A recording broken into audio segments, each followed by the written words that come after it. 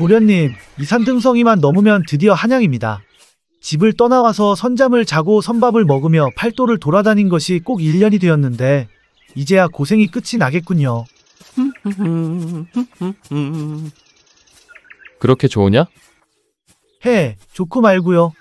물론 조선의 곳곳을 돌아다니며 도련님과 함께 흉측한 사건들을 해결하는 것도 대단히 보람된 일이지만 소인은 역시 마당이나 살살 쓸고 심부름이나 총총 다니면서 등 따시고 배부른 것이 좋습니다. 게다가 소인이 혼자 돌아다닌 것도 아니고 귀하신 우리 도련님을 모시고 다녔으니 안방마님께서 소인에게도 분명 기름진 음식들을 내어주실 것입니다. 그 생각만 하여도 입안에 침이 고입니다. 잔뜩 들떠 말이 많아진 길동이와는 달리 강태백의 목소리는 차분했는데 어쩐지 그의 발걸음은 조금 무거워 보였습니다. 둘은 하루를 더 걸어 마침내 궁궐의 북쪽 북악산 아래 북촌에 당도하였습니다. 북촌은 궁궐과 가까워 조정의 대신들과 이름난 양반가가 모여 사는 동네였습니다. 조선의 신부는 법적으로는 양천제에 따라 양인과 천인으로 나뉘었고 사회적으로는 양반, 중인, 상민, 천민으로 구분되었습니다. 북촌에는 주로 양반들이 살았고 그 주변에는 중인과 상민들의 집도 함께 자리하고 있었죠. 그중 강연대감의 집은 북촌의 한가운데 자리하고 있었습니다.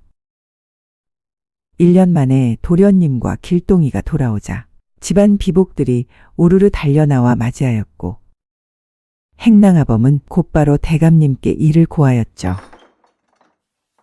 잠시 후 강태백은 아버님이 계시는 사랑채로 들어가 절을 올렸습니다.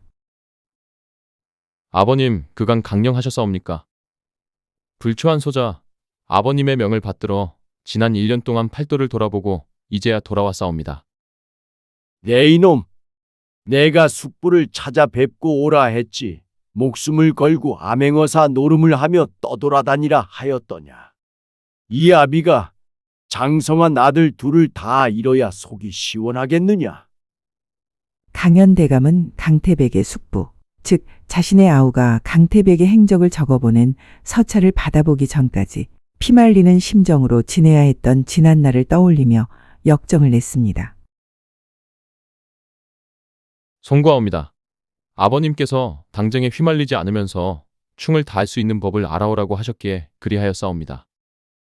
그 답을 현직에 있는 숙부에게 묻지 않고 누구에게 물어보았으며 그래서 답은 얻었느냐. 강대감의 하문에 강태백이 바로 답을 하지 못하고 주춤거리자 허허, 한창 때 1년이 얼마나 귀한 줄 모르고 허송 세월을 보냈구나. 지난 몇 년간 네 형의 일로 너의 혼례를 논하지 않았으나 더는 미룰 수가 없는데다. 마침 홍문관 부제학 이명윤 집안에서 혼사를 청하기에 그 집 자녀와의 혼례를 정하였다. 강태백은 아버님의 말씀에 몹시 놀랐습니다. 아버님, 소자 이제 막 집에 당도하였는데 어찌 곧바로 혼례를 치르라 하십니까? 아직은 그러한 생각이 없사옵니다. 시끄럽다. 혼사에 너의 생각이 중요하더냐. 그 집 자녀는 규방에만 머무르기를 답답해하고 사내들처럼 바깥으로 나다니기를 좋아한다 하더구나. 음전한 규수가 아니라 하여 다른 집안에서는 꺼리기도 하나 유별난 너의 성정에는 잘 맞을 것이라 여겨 그리 정한 것이니 더는 말할 것 없다. 강대감은 아들의 대답을 들을 생각이 없는 듯 말을 이었습니다. 네 형의 유품을 태울 때 붓들을 불 속에 모조리 집어넣었으나 산 사람은 제 길을 가야 하는 법이다. 혼례를 올린 후에는 다시 조정에 나가야 하니 여독이 풀리거든 필방에 들러 좋은 붓을 다시 사오거라. 아버님의 단호한 말씀에 강태백은 더 말을 하지 못하고 하는 수 없이 사랑채를 물러났습니다. 다음으로 안채로 들어가 새어머니께 귀가 인사를 드리고 동생들과도 재회의 시간을 가졌습니다. 새어머니는 아버님과 혼인을 하신 후 몇 년간은 태수와 태백만 키우시다가 뒤늦게 아들 둘을 더 낳으셨는데 새어머니의 엄한 훈육 덕분인지 어린 동생들은 태수와 태백을 잘 따라주었습니다. 형님, 그간 고생이 많으셨지요? 저는 성균관 유생이 되었습니다. 대과에 급제할 때까지 형님의 도움이 필요하오니 이제 아무데도 떠나지 마십시오. 그래, 잘하였다. 태백이 형님, 형님이 떠나 계신 동안 저는 고난의 시간을 보냈습니다. 글 공부를 하는 것이 천성에 맞지 않는데도 형님들처럼 글을 계속 읽어야 할까요? 내가 떠나 있었다고 태겸이 너를 모르겠느냐? 놀 궁리를 하는 정성의 반만 책을 펴놓고 소리내서 읽으면 너의 천성도 어쩌지 못할 것이다. 형님의 대답에 막내 동생은 입을 삐죽거렸습니다. 그래, 좀 야위어 보이긴 해도 얼굴빛도 좋고 몸이 크게 상한 것 같지는 않구나. 너 돌아올 날 기다리면서 틈날 때마다 바느질하여 옷 한 벌 지어두었으니 방에 들어가 갈아입고 쉬고 있거라.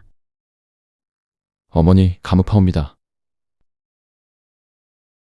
자신의 방으로 돌아온 강태백은 새어머니께서 지어주신 옷으로 갈아입었습니다. 그런 후 넓은 방에 혼자 앉아 있으려니 인생의 대부분을 함께 보냈던 형님의 모습이 떠올라 문득 쓸쓸한 생각이 들었습니다.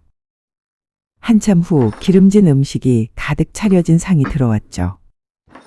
하지만 형님 생각이 나서인지 늘 같이 먹던 길동이가 없어서인지 강태백은 몇 술 뜨지 못하고 상을 물렸습니다. 한편 1년 만에 집으로 돌아온 길동이는 자신의 예상대로 안방마님께서 내어주신 산해진미를 맛있게 먹었습니다. 그런 다음 여러 비복들에게 둘러싸여 있었죠. 모두들 길동이가 지난 1년 동안 겪은 이야기가 몹시 궁금한 듯 보였습니다. 길동아, 너 태백 도련님을 모시고 다녔으니 분명 재미난 일이 있었겠지? 어서 말해다오. 재미만 있었던 게 아니라 목숨을 걸어야 할 때도 있었지. 특히 눈이 펑펑 내리던 겨울날에 끔찍한 사건을 들어보겠느냐? 끔찍한 사건이라고? 혹, 너 칼을 맞은 것이냐? 그게 아니라 아직도 발가락이 얼얼하다. 발가락에 칼을 맞은 것이냐? 그것이 아니라 눈길을 뚫고 걷느라 발가락이 얼어버렸단 말이다. 에이 뭐야. 눈이 펑펑 오는 날에 발가락이 얼지 않는 종이 어디에 있느냐? 나도 지난 겨울에 발가락에 동상이 걸려서 간질간질 죽는 줄 알았다. 아니, 발가락이 중요한 게 아니라 그때 우리 도련님이 몸이 편찮으신 선비님을 구하시겠다며 흉악한 김진사댁 광해 스스로 잡혀 들어가시어 산채로 뒷산에 묻히실 판이었다. 그때 내가 도련님의 밀명을 받아들고 사발통문이라는 요상한 서찰을 경상 관찰사이신 숙부님께 전해드려야 했지. 아니, 겁쟁이 길동이가 밀명을 받다니? 눈이 뒤덮인 길을 뛰다가 자빠지면 다시 일어나 뛰었는데 쉬지 않고 뛰자니 배꼽은 어찌나 아프던지 당장 길가에 쓰러질 것만 같았다. 허나 내가 누구냐? 도련님께서 정식으로 인정해주신 신복이자 오른팔이 아니냐? 하여 이를 악물고 숙부님이 계신 가면까지 뛰어가서 마침내 뜻한 바를 이루었지. 이 손으로 전해드린 사발통문 덕분에 관군이 조속히 움직여서 작게는 조선을 떠들썩하게 만든 과거 시험 부정 사건을 낱낱이 밝혀냈고 크게는 산채로 땅에 묻히실 뻔한 우리 도련님 목숨도 구했단 말이다. 네가 도련님의 목숨을 구했다고? 자, 이래도 길동이를 겁쟁이라고 할 자가 있느냐? 와, 네가 그런 큰일을 했단 말이냐? 그러게 말이야. 천하의 겁보가 늠름한 사내가 되어 돌아왔잖아? 네가 도련님을 따라 먼 길을 나서느라 우리 대감님의 분부로 헛상투를 틀었지만 너는 총각이 아니냐? 저기 길동아, 너 나를 어떻게 생각하느냐? 훅 들어온 끝순이의 물음에 길동이는 바로 대답을 하지 못했는데 그때 도련님의 목숨을 구했다면 이제 대감마님께서 너를 상당히 달리 보시겠구나. 하고 이 댁에서 가장 어여쁜 복순이라는 계집종도 큰 관심을 보였죠. 복순의 말에 길동이는 어깨가 절로 으쓱해지며 외지에서 온갖 고생을 한 보람이 바로 이것이구나 하고 생각했습니다. 며칠 후 강태백은 붓을 사오라는 아버님의 분부로 길동이를 데리고 시전으로 향했습니다. 시전은 점포들이 모여있는 거리로 지방의 장시가 닷새마다 장이 열리는 것과 달리 한양의 시전은 날마다 장이 섰고 어물전, 포목전, 유기전, 철물전, 약방, 필방, 지전 등의 점포가 줄지어 있었습니다. 그중 강태백은 문방사오를 파는 필방에 들어가 질 좋은 붓을 고른 후에 집으로 바로 돌아가지 않고 주막에 들렀습니다. 아니 도련님, 안방마님께서 도련님이 많이 수척해졌다 하시며 오늘은 닭을 잡아 푹 고으라고 하셨는데 주막은 왜 들르시는 것입니까? 글쎄다. 밖에서 오랫동안 주막 생활을 해서 그런지 국밥이 먹고 싶구나. 그러고 보니 소인도 뜨끈한 국물이 생각납니다. 주모, 여기 국밥 2그릇 내주시오. 예, 금방 끓여낸 국밥으로 곧 올리겠습니다요. 조석으로는 제법 쌀쌀했지만 한낮에는 햇살이 따뜻하여 주막의 평상에 앉아 있으니 봄 기운이 온몸에 스며드는 듯하였습니다. 잠시 후 주모가 차려준 상에는 소머리 국밥이 올라왔습니다. 한양 도성 아니라 머릿고기와 혀와 볼살 같은 소의 머리 부위를 구하기가 수월한지 국물에는 고기가 넉넉히 들어있었습니다. 무와 길쭉한 파가 들어가서 국물이 시원하면서도 진하였고 머릿고기는 오래 삶았는지 숟가락만 대도 결이 풀어질 만큼 부드러웠죠. 토렴, 즉 식은 보리밥에 뜨거운 국물을 여러 번 부어 데운 밥에는 진한 고기 국물이 밥알 사이사이까지 깊게 배어 있었습니다. 여기에 시원한 물김치를 곁들이니 음식의 궁합이 딱 맞아떨어졌는데 집에 돌아온 뒤 좀처럼 입맛이 없던 강태백이 이상하게 주막에서는 국밥 한 그릇을 깨끗이 비웠죠. 그런데 식사를 마친 강태백은 문득 무언가가 이상하다는 생각이 들었습니다. 왜냐하면 근처 평상에 앉아있던 사내둘이 국밥을 한 숟갈도 뜨지 않고 아무 말도 하지 않은 채 가만히 앉아있었기 때문이었죠.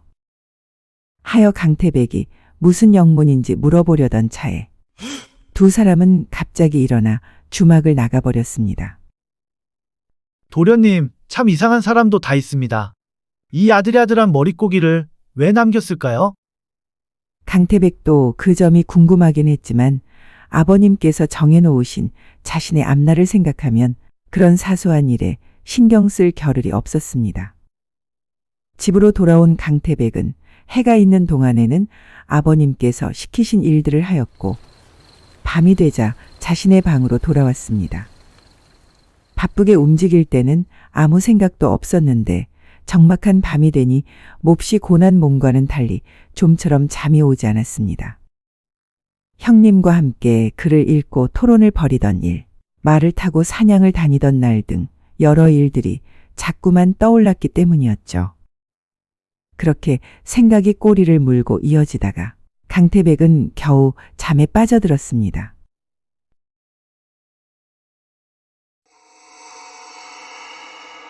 얼마나 지났을까? 강태백은 꿈속에서 희미하게 한 여인을 보았습니다. 그 여인은 무슨 연유인지 자신을 빤히 쳐다보고 있었죠. 강태백은 그 모습에 말이 나오지 않을 정도로 놀랐는데 도련님, 괜찮으셔요? 하고 속삭이는 음성이 들리자 강태백은 너무 놀라 천둥같이 큰 비명을 내질렀습니다. 아무리 꿈속이라지만 너무도 무서워서 그렇게 한참을 버둥거렸죠. 그러다 문득 꿈속에 왜 형님이 아니라 처녀 귀신이 나타난 것일까 하는 생각이 들었는데 바로 그때 어머나, 생각보다 잘생기셨네? 하고 소름 돋는 음성이 들렸습니다. 강태백은 그 소리에 더욱 소스라치게 놀랐지만 정신을 차리고 불을 밝혔습니다. 귀신이면 왼손을 들고 사람이면 오른손을 들어라. 하고 말하니 여인이 슬며시 오른손을 들었습니다. 도련님, 놀라게 해드려 송구하옵니다. 소녀는 홍문관 부제학 이명윤의 차녀 혜령이라 하옵니다. 아버님께서 혼사를 정하셨지만 소녀는 궁금한 건 잘 못 참는 성정인지라 혼례 전에 도련님의 얼굴을 꼭 한번 보고 싶었습니다.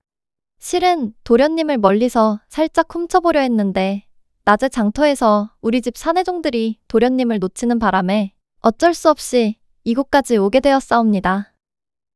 강태백은 이 같은 처녀의 당돌한 방문에 어찌 대처해야 할지 몰랐습니다.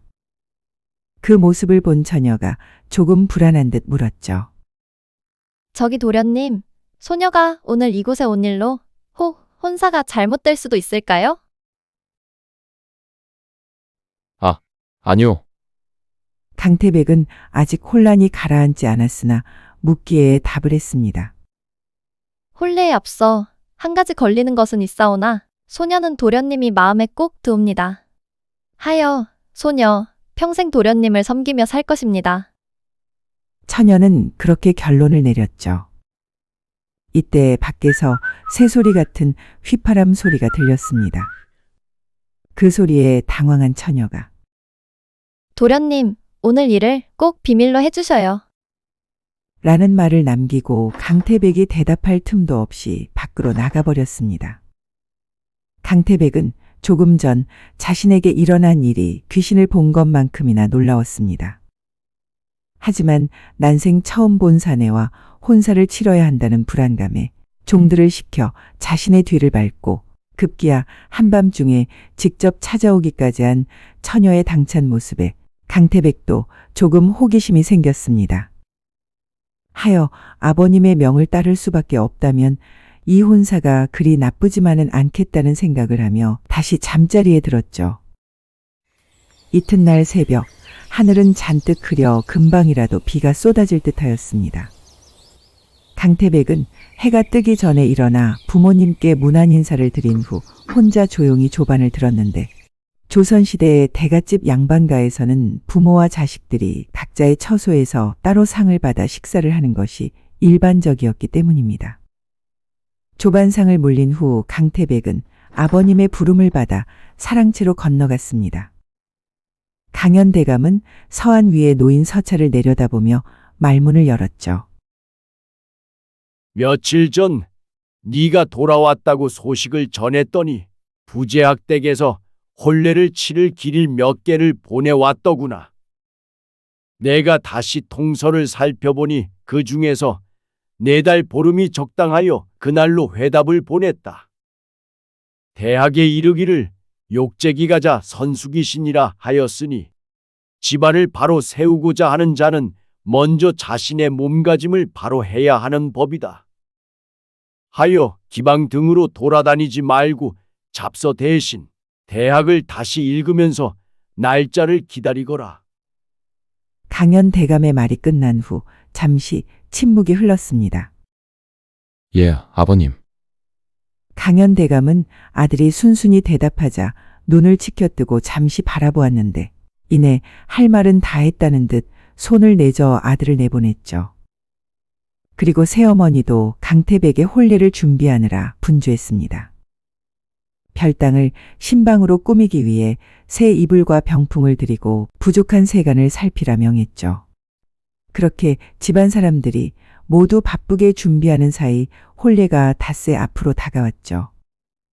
경사를 앞두고 분주한 집안 분위기와는 달리 새벽부터 잔뜩 흐렸던 하늘에서는 이내에 비를 뿌리기 시작했습니다.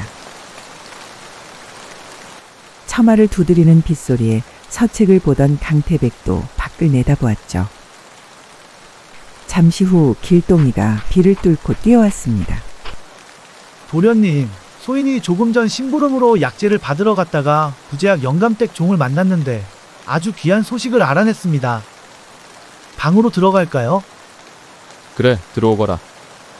방 안에만 갇혀 답답하던 차라 길동이의 목소리가 봄비만큼 반가웠습니다. 집으로 돌아온 뒤로 길동이는 도련님의 혼례보다 복순이를 쫓아다니는 일에 더 열을 올리고 있었는데 오늘은 웬일인지 먼저 찾아온 것이었죠.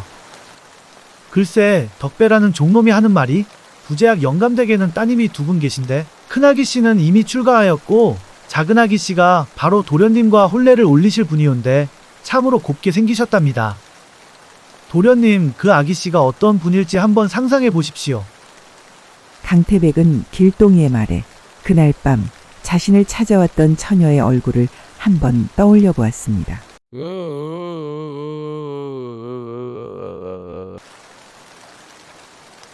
이제 드디어 혼례 날이 기다려지십니까? 대답을 해보십시오. 그냥 네가 하고 싶은 말을 하거라. 기다려지신다고 말씀하시면 다음 말을 이어가겠습니다. 하고 자신이 가지고 온 소식을 아껴 풀지 않았죠. 뭐 기다려진다고 하자꾸나. 그럼 이어가겠습니다. 헌데 미모가 빼어나다 보니 도성 안에 이름난 집안 도련님들이 혼담을 여러 번 넣었는데도 번번이 성사가 되지 않았답니다. 그런데 그 귀한 아기씨와 태백 도련님의 혼사가 성사된 것이지요. 해서 이 소식을 들은 도성 안의 여러 도련님들이 몹시 낙담하여 술을 마시느라 기방이 붐비는 정도랍니다. 우리 도련님은 참 복도 많으십니다. 강태백은 길동이의 말을 다 듣고 나서 아무 말이 없었지만 길동이는 도련님도 머지않아 그 아기씨를 사모하게 될 것이라는 확신이 들었습니다. 이렇게 하루 종일 내리던 비는 이튿날 아침이 되어서야 그쳤습니다. 그런데 조용한 아침에 갑자기 낯선 사내가 찾아왔습니다. 태백 도련님, 소인은 부제학 영감댁 종놈입니다. 사내종의 심각한 표정과 다급한 목소리에 강태백은 서둘러 그를 안으로 들였습니다. 무슨 일이기에 이른 시각에 나를 찾아왔느냐? 아이고 도련님, 글쎄 이 댁과 혼례를 치를 우리 해령아기 씨가 어젯밤에 그만 목을 메고 자진을 하셨습니다. 그 말에 너무 놀라 강태백은 한참 동안 말소리가 나오지 않았습니다. 그러다가 겨우 정신을 가다듬고 물었죠. 혼례를 앞둔 처녀가 어찌 목을 맸단 말이냐? 소인은 그저 영감마님의 말씀을 전하러 왔을 뿐 자세한 것은 모릅니다요. 한참을 멍하니 앉아있던 강태백은 내가 부제학 영감댁으로 갈 것이니 앞장서거라. 아버님께 아뢰면 만류하실 것이 분명하기에 강태백은 허락도 받지 않고 길동이를 데리고 집을 나섰습니다. 부제학 영감댁은 같은 도성 안 북촌에 있었기에 그리 멀지 않았습니다.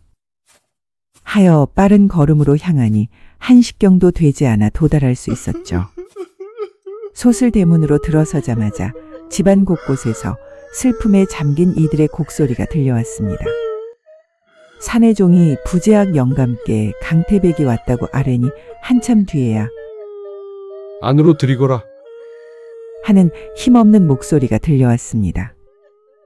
강태백이 방 안으로 들어가자 부제학 이명윤 영감은 눈이 붉게 충혈되어 있었고 옷차림도 흐트러져 넋이 반쯤 나간 사람처럼 허공만 멍하니 바라보고 있었습니다. 강태백이 조용히 절을 올리자 부제학은 한참 동안 말이 없었습니다. 그러다가 힘겹게 입을 열었죠. 내 기별하였듯 이 같은 병고가 생겨 혼례를 치르지 못하게 되었네. 내가 딸 둘을 낳고 상처하는 바람에 아들이 없어서 유약한 도령들을 다 물리치고 강도령같이 늠름한 사위를 고른 것인데 어젯밤에 딸을 잃고 말았으니 내가 더 살아서 무얼 하겠는가. 하고 말한 부제학은 한동안 기침을 하더니 힘없이 고개를 숙인 채 깊은 한숨을 내쉬었죠. 강태백은 무겁게 입을 열었습니다. 갑작스러운 병고에 무어라 위로의 말씀을 드려야 할지 모르겠사옵니다. 이제 곧 한성부에서 나와서 검시를 하고 번잡한 일들이 많을 것입니다. 소인이 며칠간만 아들 노릇을 하게 해주십시오. 강태백의 이 같은 말에 부제학은 잠시 놀란 듯 그를 쳐다보았습니다. 그러나 딸을 잃은 충격으로 몸도 마음도 뜻대로 움직일 수 없는 형편이었기에 마침내 고개를 끄덕였죠. 고맙네. 소인은 숙부님께 다녀오는 일련의 여정에서 여러 사건들을 목도했사옵니다. 도움이 될 수도 있으니 소인도 조사 과정에 참여케 하여 주십시오. 부끄러운 일이 드러날 수도 있으나 자네 관상이 괜한 말을 밖으로 옮길 사람 같지 않으니 뭐 그렇게 하시게. 이때 밖이 소란스러워지더니 한성부에서 나온 판관과 형방, 의원 등이 사건 조사와 검시를 하기 위해 부제학 영감댁에 당도하였습니다. 그리고 부녀자의 검시를 위한 산파와 의녀도 함께였죠. 지방 고을의 사건은 사또가 조사하였으나 한양 도성 안에서 일어난 이 같은 변사 사건은 한성부 판관이 직접 검시하고 수사하였습니다. 판관은 먼저 부제학 영감께 예를 갖춘 뒤 병고가 일어난 경위를 물었습니다. 부제학 영감, 따님께 어찌 이런 비통한 일이 생긴 것입니까?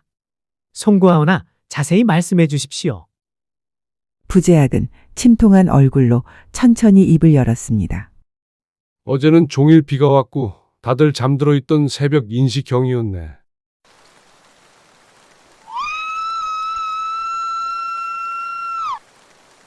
갑작스런 비명소리에 놀라 뛰쳐나가 보니 내 딸 혜령이 방에서 목을 맨 채 매달려 있더군.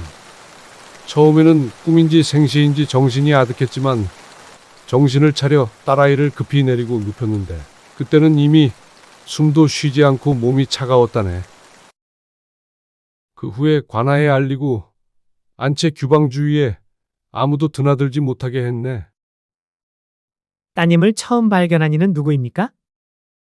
언년이라는 계집종이 새벽에 뒷간을 다녀오다가 비명을 지른 것일세. 목을 메었다 하여 모두 자결이라 단정할 수는 없으나 열의 9은 스스로 목숨을 끊은 경우입니다. 따님께서 평소 근심하거나 괴로워한 일은 없었습니까? 며칠 뒤에 혼례를 치르기로 되어 있는데 혼례전이라 마음이 뒤숭숭해 보이기는 했네만 그렇다고 자진을 한다는 게 말이 되는가? 여기 있는 강도령이 정혼자인데 내가 기별하여 조금 전에 도착했다네. 강도령이 당분간 집안일을 봐주기로 했으니 내 대신이라고 여겨주게. 소인 강태백이라 하옵니다.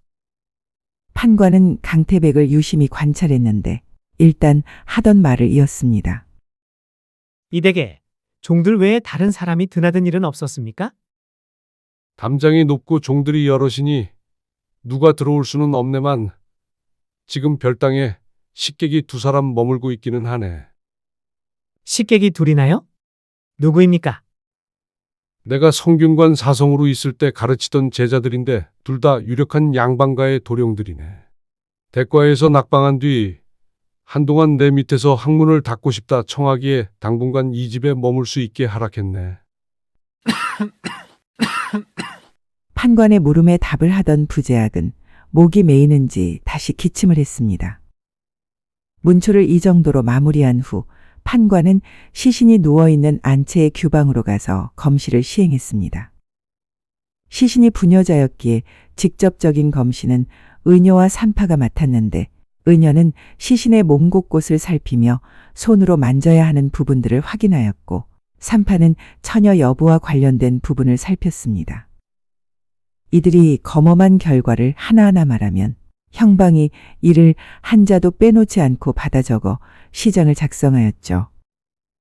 그리고 의관은 시신의 상태와 상흔을 살피며 의학적 소견을 밝혔고 판관은 이를 종합하여 사건의 경위와 사망 원인을 판단하는 식으로 검시가 진행되었습니다. 검시가 끝나고 형방이 꼼꼼히 작성한 시장을 의원이 다시 확인하고 말했습니다. 무명 속치마를 찢어 이은 끈으로 목을 맸고 시신의 몸에는 피가 날 만큼 찢어지거나 긁힌 외상이 없고 처녀성도 잃지 않았으며 또한 겁간의 흔적도 없습니다. 얼굴은 검푸른 빛을 띠고 있으며 눈에는 결막 출혈이 있습니다. 그리고 또한 남이 강제로 목을 메어 죽은 것을 조액이라고 하는데 조액의 경우는 목에 자국이 일자로 나 있어야 합니다. 허나 이 시신의 경우 목맴 자국이 목 안쪽에서 귀 밑으로 사선으로 난 것으로 보아 자액, 즉 스스로 목을 맨 것으로 볼 수 있습니다. 그리고 시신의 치아와 입술에 혈흔이 묻어 있고 이마와 우측 발목에는 시퍼런 멍자국이 있습니다. 엥? 치아와 입술에 왜 혈흔이 있지? 이마와 발목에 멍은 또 뭐지? 아무튼 특별한 타살의 흔적이 보이지 않으므로 소인은 이댁 아기 씨께서 스스로 목을 메어 돌아가신 것으로 사료되옵니다. 의원은 어떤 것은 아는 듯하고 또 어떤 것은 잘 알지 못하는 것 같았습니다. 아니, 조 의원이 중병이 났다 하여 가장 믿는 의원을 보낸다기에 허락했거늘 뭐가 이리 허술한 거지? 실은 소인이 살아있는 환자는 참 잘 보는데 죽은 자를 보는 건 처음이라서 송구하옵니다. 뭐 이놈아? 그때 형방이 다급하게 말했죠. 방관날이 여기 유서가 있습니다요. 형방은 해령이 목을 맬 때 밟고 올라간 서안의 서랍에서 유서를 발견하고 외쳤습니다. 유서가 있다고? 어서 가지고 오너라. 판관은 유서를 펼쳐서 소리내어 읽었습니다. 심중소의 종불능성. 마음에 품은 바를 끝내 이루지 못하였으니 갱무생이 더는 살아갈 뜻이 없습니다. 개의오지 부족. 모두 나의 어리석음 때문이니 불가모노어인 누구도 원망하지 않겠습니다. 글씨가 몹시 흐트러진 걸 보니 유서를 쓰기 전에 마음이 몹시 고통스러워 보였는데 잠시 후 판관이 부제학에게 물었습니다. 영감, 마음에 품은 바를 끝내 이루지 못했다는 것이 무엇을 뜻하는 것이옵니까? 혹시 낭자가 따로 마음에 품고 있던 사내가 있었는지요? 그럴 리가 없네. 절대 그럴 리가 없어. 하고 말도 안 된다는 표정을 지었습니다. 허나 부제학 영감, 만에 하나 천에 하나 해령낭자가 다른 일을 사모했다면 혹 이 댁에 머물고 있는 도령들 중 한 명일 수도 있으니 당장 그들을 만나보겠습니다. 검시를 마친 판관은 관련자를 문초하여 사건 기록에 필요한 공초를 작성하기 위해 이 집 종들과 두 도령을 차례로 불러들였습니다. 이름을 말하거라. 소인, 해령 아기씨의 몸종, 언년이라 하옵니다요. 네가 아기씨를 처음 발견했다고 들었는데 다 잠든 시각에 너는 어찌 아기씨 방에 들어갔느냐? 소인은 아기씨를 가까이 모셔야 하기 때문에 아기씨가 계시는 안채 규방과 멀지 않는 곳에서 기거하고 있사온데 뒷간은 안채가 아니라 행랑채로 가서 쓰고 있습니다요. 하여 뒷간을 다녀오다가 아기씨 방에 시커먼 것이 매달려 있기에 들어가 보니 세상에 매달린 사람이 바로 우리 아기씨였습니다. 해서 비명을 지른 것입니다요. 허허, 그랬단 말이지? 언년아, 네가 봤을 때 아기씨가 혼례를 앞두고 자진을 할 만한 일이 있었느냐? 우리 아기씨는 어릴 적부터 다른 댁 아기씨처럼 방에서 술을 놓거나 하지 않으시고 몰래 집 밖으로 나가 배고픈 아이들에게 먹을 것을 가져다 주실 만큼 정이 많고 활달한 분이셔요. 헌데 혼례날을 받은 뒤부터 무슨 일인지 울적해 하시며 눈물을 흘리는 날도 있었습니다요. 그래서 소인이 왜 그러시냐고 여쭈니 아니다. 내가 어찌할 수 있는 일이 아닌데 말을 해봐야 무슨 소용이 있겠느냐. 하고 한숨을 쉬셨습니다요. 허허, 역시 내 촉이 틀리지 않았군. 무슨 말 못할 근심이 있었던 것이다. 그렇다면 혹시 말이다. 별당의 식객으로 있는 도령들 중에 아기씨가 사모한 사람이 있느냐? 그건 모르오나. 그것이. 그래, 뜸 좀 들이지 말고 어서 말해보거라. 어제 낮에 별당에 머무시는 이도령님이 소인을 부르셔서 가보니 한낮인데도 술에 취해 계셨습니다요. 그러시더니 소인한테 다짜고짜 해령 아기씨를 몹시 사모하여 마음이 괴롭다고 하시며 서책 한 권을 아기씨께 꼭 전해달라고 주셨습니다요. 서책이라고? 표지에 무슨 글자가 적혀 있더냐? 글자가 적혀 있기는 했으나 소인은 까막눈이라 글자를 읽지 못하옵니다요. 아참, 그렇겠지. 허허, 어쨌든 두 남녀 사이에 무슨 일이 있긴 있었나 보군. 헌데 너 조금 전 아기씨가 어릴 적부터 바깥으로 나가셨다고 했는데 그때도 네가 같이 갔느냐? 아니옵니다. 집 밖으로 나가실 때는 덕배하고 수돌이를 데리고 나가셨습니다요. 그러냐? 그럼 너는 이제 포조를 따라가 아시방에서 그 서책을 찾아오너라. 그리고 덕배와 수돌이를 드리거라. 예, 나리. 잠시 후 덕배와 수돌이가 들어왔습니다. 너희 둘이 아기 씨를 모시고 다녔느냐? 예, 헌데 출타하실 때만 모셨습니다. 마지막으로 출타한 것이 언제며 어디를 갔느냐? 얼마 전 아기 씨의 정혼자이신 강태백 도련님 댁으로 모셔다 드렸습니다. 뭐야? 혼례 전에 정혼자를 찾아갔단 말이냐? 예, 우리 아기 씨는 궁금한 건 못 참으시는 성정이시라 혼례 전에 한번 보고 싶다고 하셔서 저희들이 모셔다 드렸습니다. 판관은 강태백을 의심의 눈초리로 쳐다보며 물었죠. 아니, 그런 일을 왜 숨겼어? 혹 다른 일도 숨기고 있는 것 아니요? 아닙니다. 해령낭자가 소인을 찾아와서 한 번 뵌 적이 있습니다. 보름 전에 한 번 본 것이 다지만 더 물어볼 것이 있으시면 언제든지 조사를 받겠습니다. 허허, 이제부터 강도령도 수사 대상에 올리겠소. 그때 부재학이 물었습니다. 내 딸이 자네를 찾아가서 뭐라고 하던가? 덕배가 한 말과 다르지 않사옵니다. 얼굴을 한번 보러 오신 듯합니다. 다른 말은 없었나? 저와의 혼례가 싫지는 않아 보였습니다. 그럴 테지. 조선은 부모가 자식의 혼처를 정하는데 내 딸은 보통 여식이 아니라네. 실은 그 아이가 여러 혼처를 마다하고 꼭 집어 자네와 혼인을 하고 싶다고 때를 쓰다시피 해서 내가 강연 대감께 혼사를 청한 것이라네. 그런 일이 있었습니까? 이유가 무엇인지요? 그 아이는 방에서 글만 읽는 선비는 거들떠보지도 않았다네. 자네가 벼슬을 그만두고 한양 북촌에서 사람들의 청을 받아 이런저런 일들을 조사하고 다닌다는 말을 들었던 모양이야. 그때부터 강도령한테 시집을 보내달라고 내게 간청했다네. 허나 자네가 집을 떠나 있으니 별 수 없이 1년을 기다리다가 돌아올 때가 되어 혼사를 서두른 것이지. 해령낭자의 죽기 전 마음을 전한 부재학은 더 이상 앉아있을 힘도 없는지 강태백에게 뒷일을 맡기고 사랑방으로 돌아갔습니다.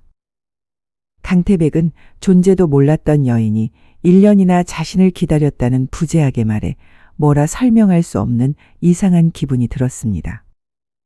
또한 그런 여인이 안채 규방에 죽어 누워있다는 것도 선뜻 실감이 나지 않았습니다.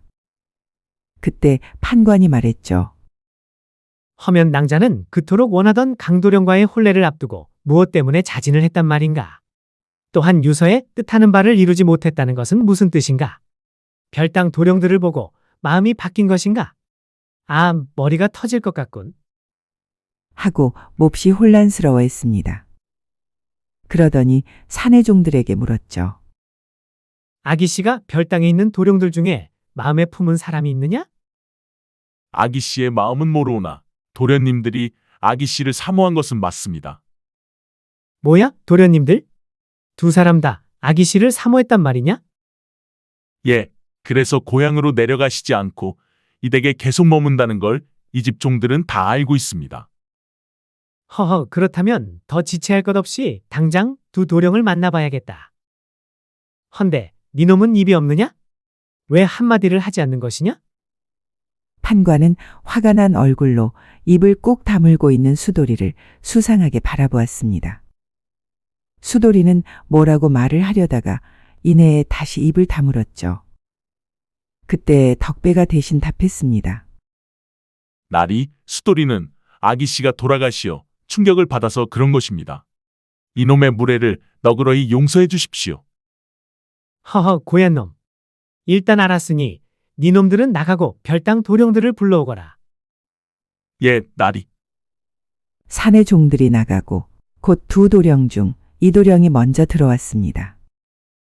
이름을 말하여라. 소인 이연도라 하옵니다.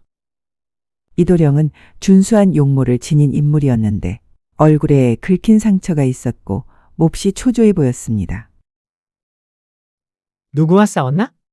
왜 얼굴에 상처가 났지? 어제 문지방을 넘다가 넘어져서 좀 다쳤습니다.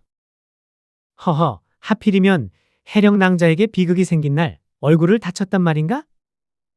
술에 취해 비틀거리다가 넘어진 것입니다. 이 집 식객이라 들었네만 이곳에 온 지 얼마나 되었지? 석 달이 조금 못 되옵니다. 해령 낭자가 죽던 그 시각에 어디서 무얼 하고 있었나? 방에서 자다가 비명소리를 듣고 깼습니다. 평소와 다른 일은 없었나? 실은 어제 하루 종일 최도령과 같이 술을 마셨는데 과음을 했는지 어떻게 잠이 들었는지도 모르겠습니다. 깨어보니 최도령은 가고 없었고 초도 다 타서 꺼져 있었습니다. 아니, 과거에 낙방한 선비들이 스승님 댁에 신세를 지면서 어찌 낮부터 술판이란 말인가? 실은 최도령과 저는 둘 다 해령낭자를 사모했습니다. 하여 암묵적으로 과거에 먼저 급제하는 사람이 해령낭자에게 청혼을 하겠다 생각하고 있었지요. 헌데 낭자의 혼례가 따로 정해졌다는 말을 듣고 몹시 낙담하여 두 사람이 같이 술을 마신 것입니다. 언년이 하는 말이 이도령이 낮에 낭자한테 서책을 전해주라 했다던데 무슨 서책이며 왜 준 것인가? 송구하오나 술에 취해 선뜻 기억이 나지 않습니다. 다만 소인이 해령낭자를 생각하며 시경의 요조승려 구절을 여러 번 읽었사온데 소인이 서책을 보냈다면 아마 시경일 것입니다. 그래, 두 도령 모두 해령 낭자를 마음에 품은 건 알겠는데 허면 낭자의 마음은 어디를 향했나? 해령낭자의 마음이 향한 곳은 필시 소인인 듯하옵니다. 왜 그렇게 생각하지? 혼사가 정해진 다음에 스승님의 사랑방 앞에서 낭자와 마주친 적이 있사온데 저를 보는 눈빛이 몹시 슬퍼 보였습니다. 낭자 또한 소인에게 끌 수도 없는 뜨거운 열망을 품었으나 앞으로 생판 모르는 이와 혼례를 치르게 생겼으니 괴로워서 그만 자진을 한 것 같습니다. 실은 소인도 요 며칠 죽고 싶은 심정이었습니다. 잘 들었네. 자네가 한 말이 모두 사실이라면 별일 없을 것이나 만일 술에 취해 생각이 나지 않는다는 말이 거짓이라면 자네가 야밤에 해령낭자 방에 들어가서 혼례를 앞둔 처녀에게 차마 입에 담지 못할 짓을 했고 그 수치심으로 자진하였을 수도 있는 것이지. 아이고 판관나리 무슨 그런 흉측한 말씀을 하십니까?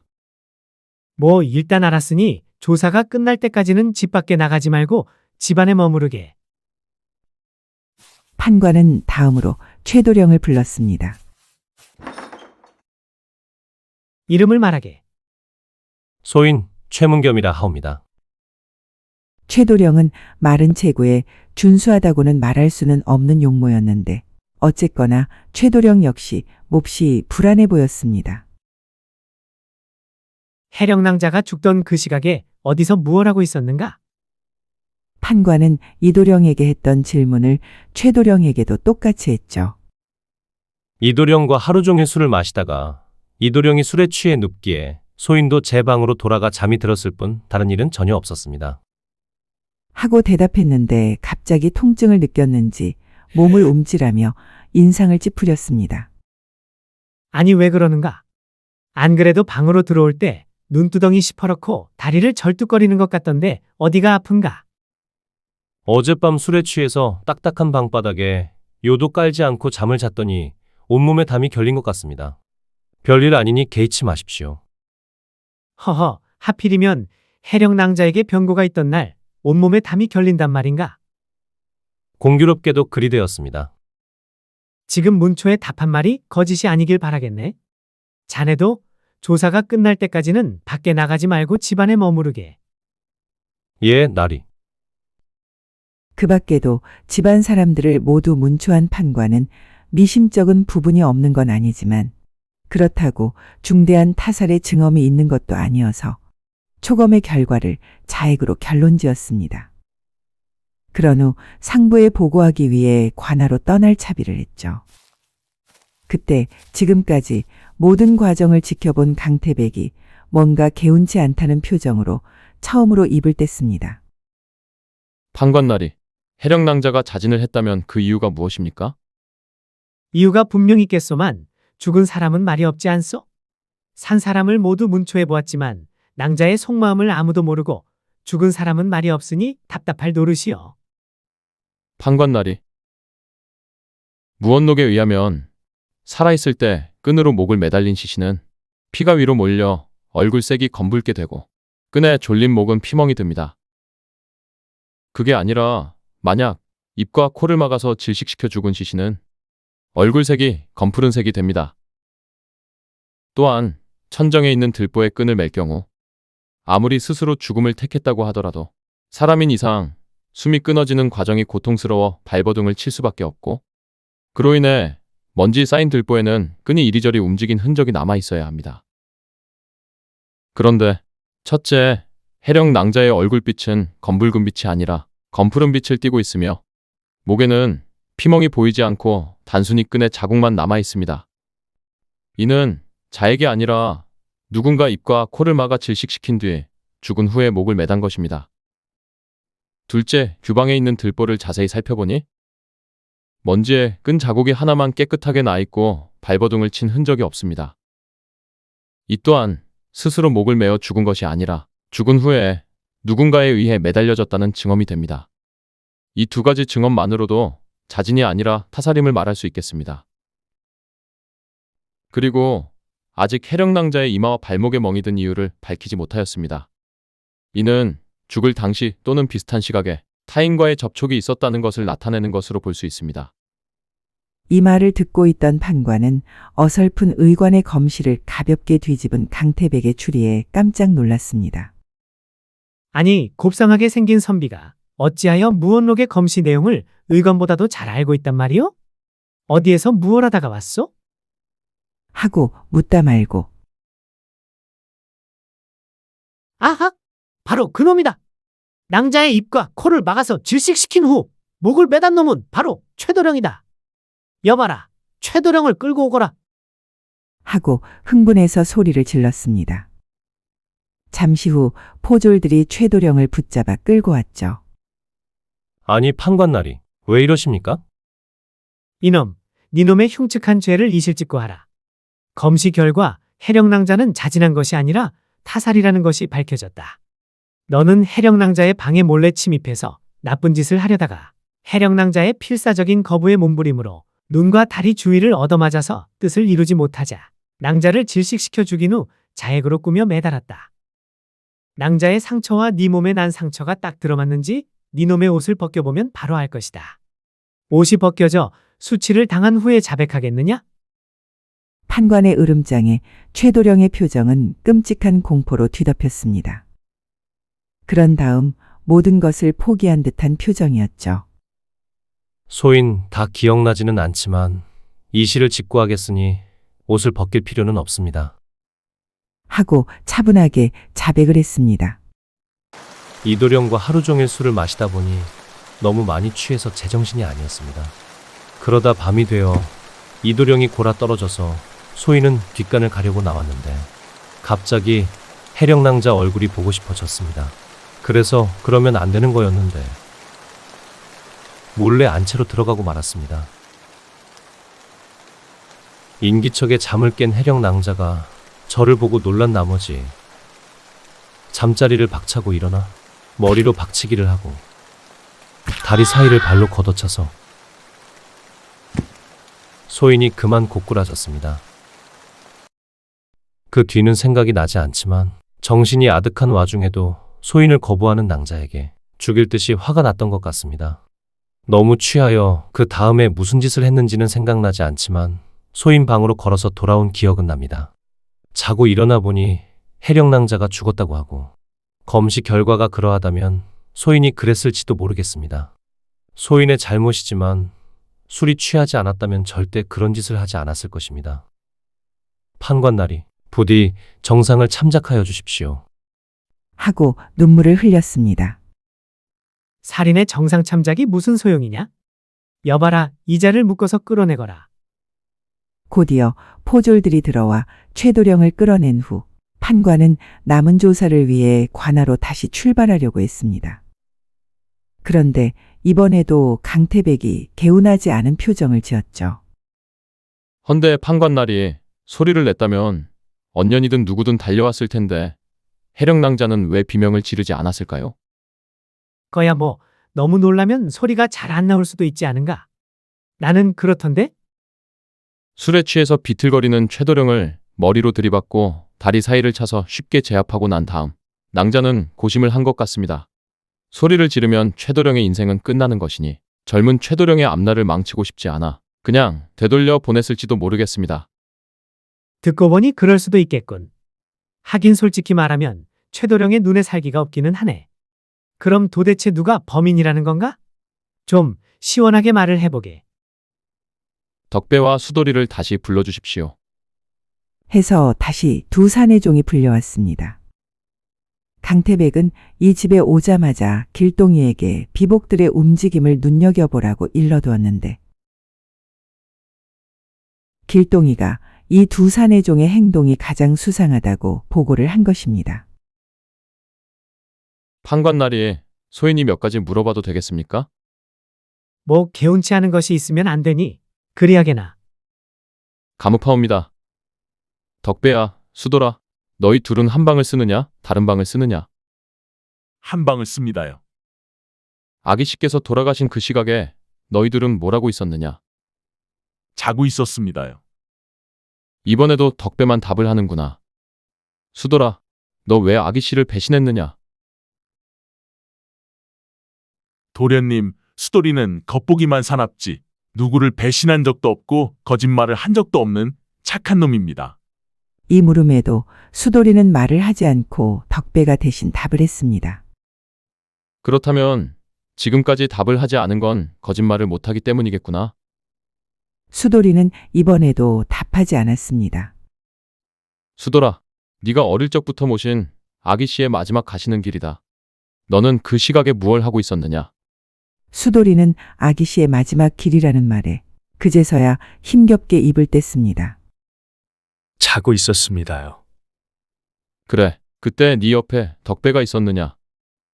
예, 그때는 있었습니다. 헌데 그래, 어서 말해보거라. 덕배는 언년이가 비명을 지른 새벽에는 방에 있었지만 몇 시간 전인 해신역에는 뒷간에 간다고 나가서 2시경 정도 방을 비웠습니다. 그래, 덕배가 나갔다 돌아와서 한 행동을 말해보거라. 무슨 일이든 수인에게 말하기 바쁜 놈이 나갔다 온 후에는 가만히 누워서 벌벌 떨었습니다. 그래서 이놈이 뭔 일을 냈구나 하고 짐작만 했을 뿐 해령하기 씨를 어찌했다고는 생각지 못하였습니다. 이놈이 뭐라는 것이냐? 나는 그때 그냥 뒷간을 다녀온 것이다. 속에 탈이 나서 오래 걸린 것이고 배가 아파서 벌벌 떤 것뿐이다.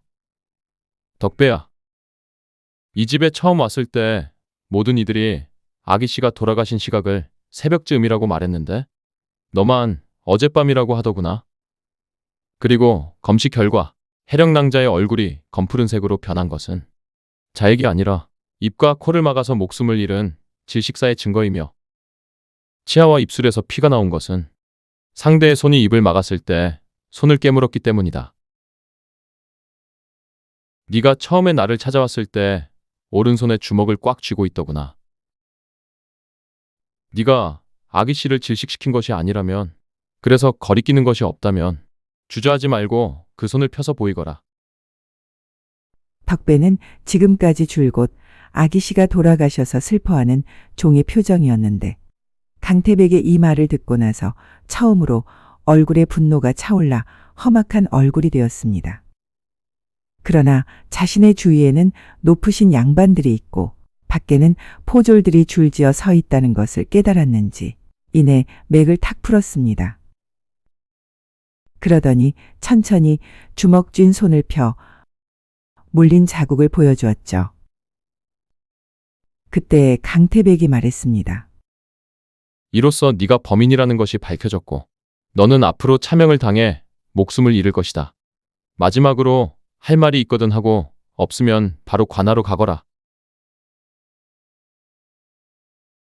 이것이 마지막이라면, 정녕 마지막이라면 누구에게라도 소인의 속마음을 고하고 싶습니다. 덕배는 차분하게 말을 시작했습니다. 우리 아기 씨는 어릴 적부터 얼굴도 곱고 마음도 고우셔서 여러 도련님들의 관심을 받았지만 단 한 번도 누군가를 사내로 좋아하신 적이 없으십니다. 헌데 태백 도련님에 관한 이야기를 들으신 후부터는 그만 도련님께 마음이 빼앗기셨지요. 소인은 종놈이라는 제 처지를 알기에 꿈에라도 아기 씨를 여인으로 여길 수는 없습니다. 허나 지금처럼 평생 옆에서 지켜드리고 싶었는데 혼례를 올리시면 이제 다시는 아기 씨를 볼 수 없으니 매일 밤 소가리를 했지요. 그러던 차에 어젯밤 뒷간을 다녀오다가 최도령님이 안채 쪽으로 가시는 걸 보고 수상해서 뒤를 따라갔습니다. 그런데 아기 씨 방으로 들어가지 뭡니까? 하여 위험에 처하시면 구해드리려 했는데 아기 씨께서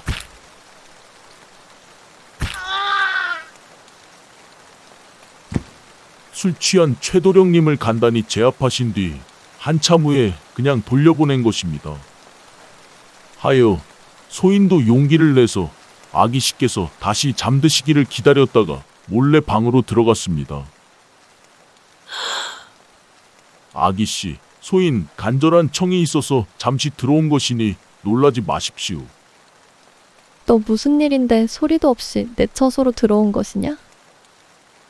소인, 아기 씨 없이는 하루도 살 수 없습니다. 그러니 혼례를 치르신 후 강대감님 댁으로 들어가실 때 언년이처럼 소인도 같이 데려가 주십시오. 네가 지금 무슨 말을 하는 것이냐? 하고 몹시 놀란 표정을 지으셔서 놀라지 마시라고 진정시켜 드리려고 저도 모르게 가까이 다가갔더니 소리를 지르려고 하셨습니다. 그래서 저도 모르게 입을 막다가 손이 물린 것입니다. 헌데 이것만으로도 이미 소인은 죽을 죄를 지었기에 소인이 살 수 있는 유일한 방법이 아기 씨의 입을 영원히 닫는 것뿐이었습니다.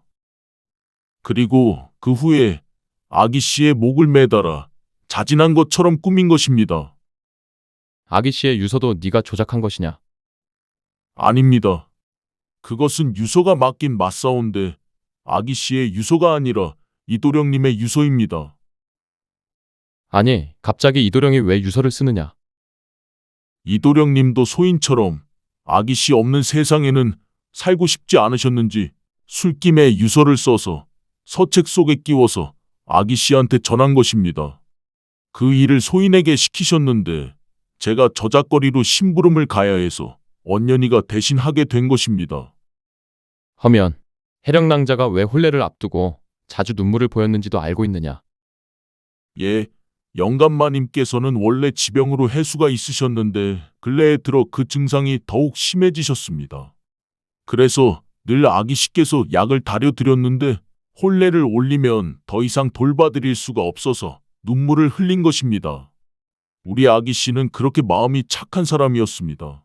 아기 씨가 너무 보고 싶어요. 소인이 차명을 받고 죽으면 이제 드디어 소인이 아기 씨를 차지할 수 있게 되었군요. 오히려 잘 되었습니다. 말을 마친 덕배는 도리어 씩 웃어 보였습니다. 그 모습을 본 판관이 싸늘하게 말했죠. 이놈아, 혼례를 앞둔 꽃다운 나이에 아기 씨를 죽이고도 웃음이 나오느냐? 살인을 저지른 놈들은 사형을 받는 것은 알아도 관아의 옥에서 죽는 날만 기다리는 고통이 얼마나 큰지는 잘 알지 못한다. 그리고 니놈은 목을 베어 죽이는 차명을 받게 될 것이다. 어차피 죽을 목숨이니 뭐가 다를까 싶겠으나 차명은 망나니가 칼춤을 추다가 목을 잘라 죽이는 것인데 망나니의 칼이 무뎌 한 번에 목을 자르지 못하면 그 고통을 죽는 순간까지 계속 겪게 된다. 니놈은 젊고 건강하니 그 모든 고통을 더 생생하게 느끼게 될 것이다. 여봐라, 죄인을 묶어 관아로 끌고 가거라. 판관의 자세한 설명을 들은 덕배는 망나니의 칼날이 무뎌 숨이 끊어질 때까지 몇 번이고 목이 베이는 생각을 하는지 몸을 벌벌 떨었습니다. 판관은 수사에 큰 도움을 준 강태백에게 감사의 뜻을 전한 다음 덕배를 묶어 관아로 끌고 갔습니다. 부제학은 딸을 잃은 슬픔을 애써 견디며 사건이 마무리될 때까지 버텼지만 모든 일이 끝나자 끝내 몸져 누웠습니다. 이렇게 부제학 댁 차녀의 죽음은 북촌 마을의 곳곳에 퍼져 한동안 양반에서 천민에 이르기까지 많은 사람들에게 큰 충격을 안겨주었습니다. 그 후 강태백은 아버님께서 시키시는 집안일을 한 후에 자신의 방에서 글을 읽으며 지냈는데 그러는 동안 시간은 무심하게 흘러갔습니다. 강태백은 꼭 해야 할 말이 아니면 먼저 입을 여는 일도 거의 없었습니다. 그러던 어느 눈 오는 겨울날 길동이가 방으로 찾아왔죠. 도련님, 우리 집 행랑어른은 좀 별나지 않습니까? 눈이 오니까 새벽부터 모든 비복들이 마당으로 나가 바깥에 있는 장작들을 젖지 않도록 옮겼습니다. 헌데 손이 시려워서 소인도 모르게 아이고 추워라 하고 말했을 뿐인데. 이놈아, 겨울이 추워야 보리가 잘 자라서 보릿고개를 잘 넘길 수 있는 것이고 이듬해 돌림병도 줄어드는 것이다. 너는 백성들이 굶주리다가 돌림병으로 죽으면 좋겠느냐? 하고 얼마나 혼을 내시는지 귀가 아파서 끝나자마자 도련님 방으로 온 것인데 혹시 소인을 잡으러 오면 여기는 절대 안 왔다고 좀 해주십시오. 길동이는 아침부터 강태백의 방으로 찾아와 여러 가지 집안에서 일어나는 일들을 전했습니다. 강태백은 그러냐? 잘 되었구나 하고 대답을 해줄 법도 한데 오늘도 별다른 말이 없었습니다. 그래도 길동이는 돌아가지 않고 계속 떠들었죠. 그러다가 이제야 생각이 난 듯. 아, 며칠 전에 소인이 대감마님께 불려갔었는데요. 도련님이 밥은 먹고 있는지 잠은 자는지 뭐라고 지내는지 그런 걸 물어보셨습니다.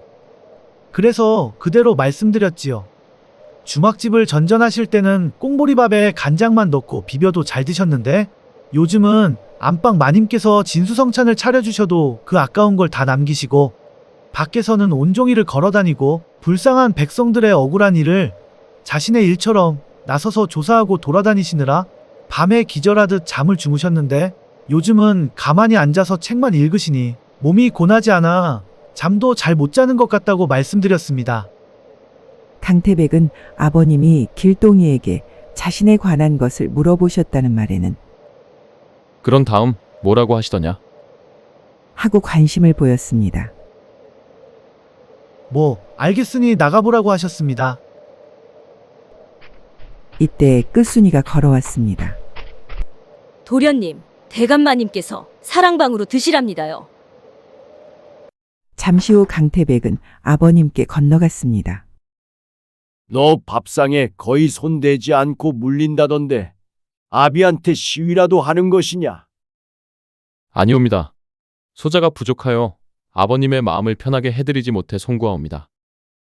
네 생각에 당쟁에 휘말리지 않는 법은 조정에 나아가지 않는 것이요. 충을 다하는 법은 팔도를 돌아다니는 것이냐? 소자 부족한 소견이지만 사계절 동안 집 밖을 나가 보고 들은 바로는 당쟁은 조정에만 있는 것이 아니었습니다. 주인과 종 간에도 있고 장사치와 손님 간에도 있고 심지어 부모와 자식 간에도 있으니 고려에도 있고 조선에도 있으며 아마 후대를 살아가는 이들에게도 늘 존재할 것이라 당쟁에 휘말리지 않는 법은 없다고 사료되옵니다. 다만 그것에 휘말렸을 때 서로가 덜 다치면서 앞으로 나아갈 수 있는 법을 배우고 싶습니다. 그리고 전하께서는 궁궐에 계시니 조선 팔도를 자세히 살피시기는 어렵습니다. 만약 소자가 조선 팔도의 작은 마을들을 돌아다니며 백성들의 삶을 들여다본다면 그것이 충을 다하는 법이 아닐까 생각하옵니다. 그래서 네가 원하는 게 다시 집을 나가고 싶다는 말이냐? 강태백은 늙은 아버님께 송구스러운 마음이 들었지만 솔직히 답을 했습니다. 아버님께서 허락해 주신다면 다시 길을 나서고 싶사옵니다. 다 죽어가는 네 얼굴을 보니 당장은 조정에 내보낼 수도 없을 것이고 부제학댁에 그런 비통한 일이 일어났는데 바로 혼사를 계획할 수도 없는 노릇이니 봄이 오면 네 뜻대로 하되 석 달에 한 번씩은 인편으로 서찰을 보내거라. 아버님, 소자의 마음을 헤아려 주셔서 감사하옵니다. 강연대감은 아들이 자신의 곁에 머물며 안정된 삶을 살아가기를 바랐지만 생기를 잃어가는 아들의 모습을 더는 두고 볼 수 없어 결국 다시 길을 떠나도록 허락한 것이었습니다. 집으로 돌아와 혼례를 올린 뒤 정착을 할 것 같았던 강태백의 삶은 정혼녀의 비통한 죽음으로 다시 한번 방향이 바뀌었습니다. 이 겨울이 가고 하얀 꽃잎이 흩날리는 봄이 오면 강태백과 길동이는 다시 이름 없는 백성들의 웃음과 눈물이 있는 조선의 작은 마을들을 찾아 길을 나설 것입니다.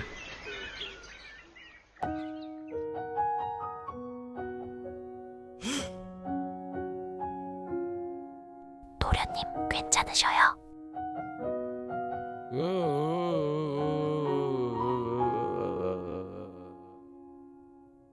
귀신이면 왼손을 들고 사람이면 오른손을 들어라.